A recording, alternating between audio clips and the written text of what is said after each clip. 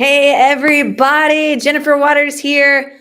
Pumped to be with you guys today. We are chatting about summer sizzle retention strategies. Hey, guys, go ahead and drop in the chat for me. I want to know where you're watching from. All right. If you're joining live right now, do me a favor. Go ahead and type live in the comments. Hey, just checking here. Can you guys hear me okay? Give me a yes in the comments. Checking my feed here really quickly. Want to make sure that that's working okay. For those of you who are able to join live right now, hashtag live in the comments. Let me know where you're watching from. If you're catching this on replay, hashtag replay. I love seeing where everybody's at and what's going on. And this is an interactive stream here today, guys. So I'll be taking questions. Just drop them in and I'll be getting to them all throughout. So make sure that you guys have something ready to take notes on because your summer is dependent upon some of these strategies that I'm dropping in here. Now, some of these things are things that we talk exclusively to our clients about, but I know that this is a huge topic. This is a huge thing for martial arts schools all over the world. How do I maintain students when summer is here? Because usually summer retention is a challenge for most martial arts schools. I'm just curious right now, guys. How many people do you typically lose during the summer? Go ahead and drop that in the comments. Somerville, what's up? Not too far away. Love it, love it. Let me know, guys. How many people do you usually drop um, in your summer? Right? I definitely want to see that. I want to see what we got. How many are you losing? Because I tell you what, a lot of people lose students over the summer. And there's three things that if you just do these three things that we're going to talk about today, you're going to retain more people. And if you're retaining those people, it means you don't have to go out and you don't have to try nearly as hard to get as many new students in the door. Now, there is a percentage game here, right? You're going to lose a percent, you're going to gain a certain percent at different periods of the year. And you kind of have to know that metric all throughout the year, which again is something we dive deep in with our clients that are inside of our 7-figure dojo program. And I'll tell you guys a little bit more about that a little bit later on. In the meantime, drop your questions in the chat regarding summer retention. And I'm curious, like I said, how many do you typically lose? I want to see that. I want to see that in the chat right now. So the first thing that I want to share with you guys is people do not care how much you know. They don't care about your martial arts techniques. They don't care about how many times you have classes.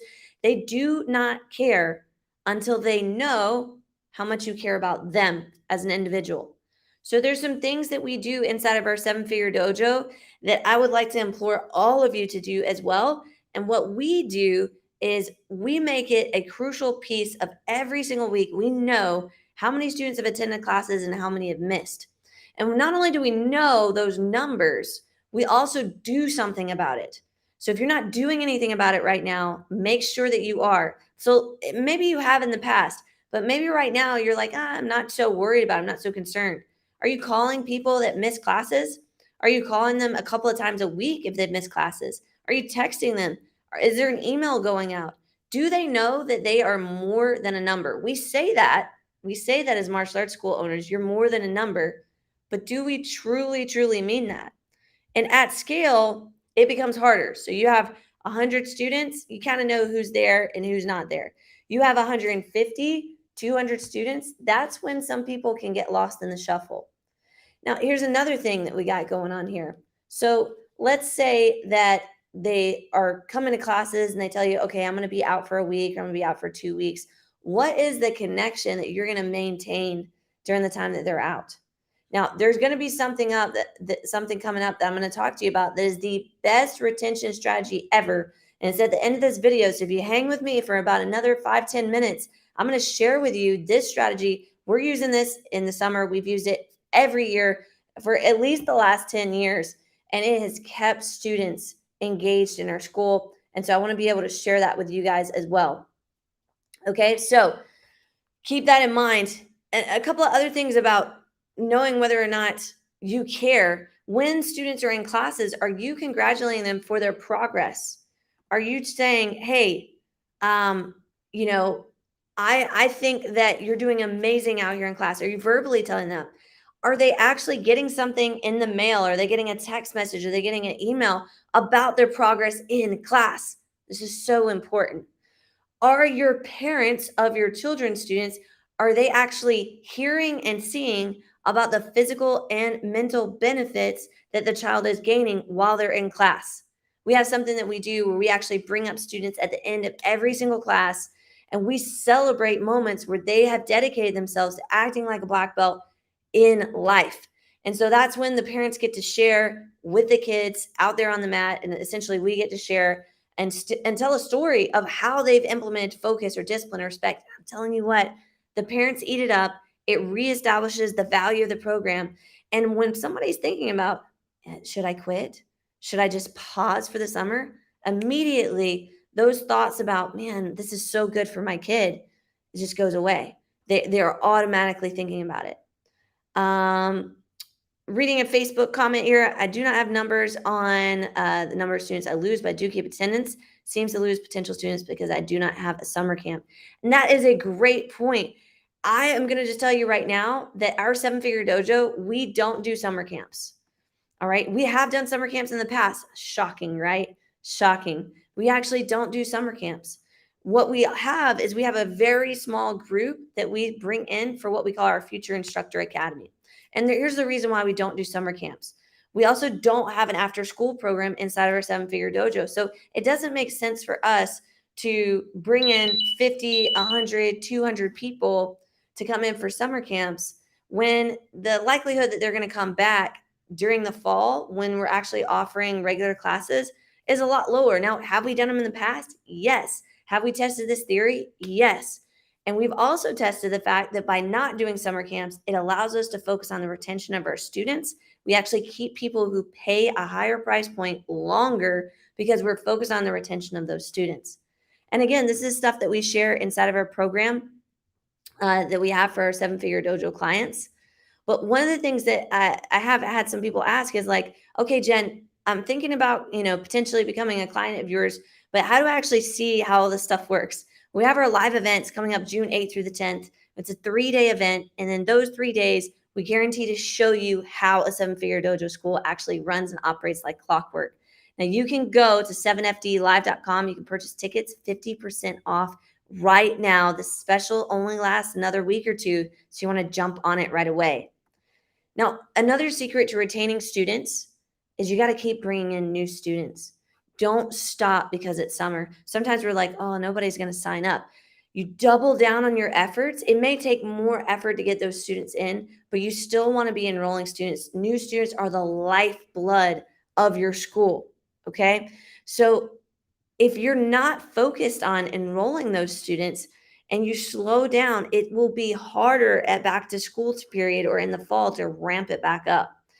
Additionally, if you tie in those new students coming in to the retention strategies, which we're going to talk about in just a moment, so hang around. We're getting to it in just 3 minutes, guys. 2 to 3 minutes ahead, it's coming up. But if you tie this into your retention strategies that you actually have for your students, and you tie in bringing in new students, then you're not only replacing those that just say, no, I'm not going to continue. This is it. You're replacing those people with the new people coming in, but you've also done something important, which is retaining your current students. So far we've talked about you need to make sure that you know where your students are at. If you're not tracking that, do it today. Here's a simple way to do it. If you don't have a roster of all of your students that are coming to classes, simply print a list of all of your students every single time they come to class. Mark off what day it was that they actually attended class.